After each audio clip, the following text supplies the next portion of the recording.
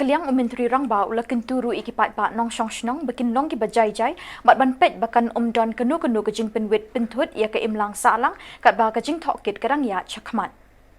Decided to move swiftly in order to ensure that no other incidents take place in Shillong or any other part of the state. And in the process, they moved forward to make an arrest. It was never the intention of the police to harm any individual.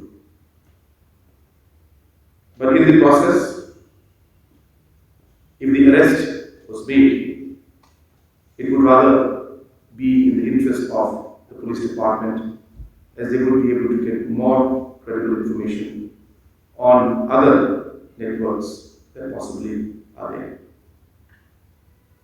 But as you're aware, that the circumstances led to the unfortunate incident that happened a few days back.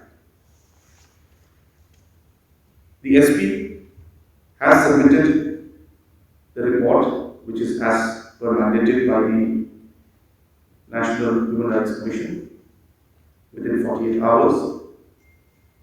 After this report is submitted, there will be magisterial inquiry, which also is under process, and that report will be submitted.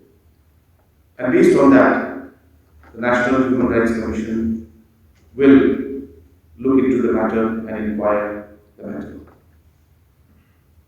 I felt that it is important at this point in time that we appeal to everybody that at this point in time we must maintain peace in Shillong city and in the state as a whole. Whatever the police or whatever the government is doing is in the interest of the safety of the citizens of the state.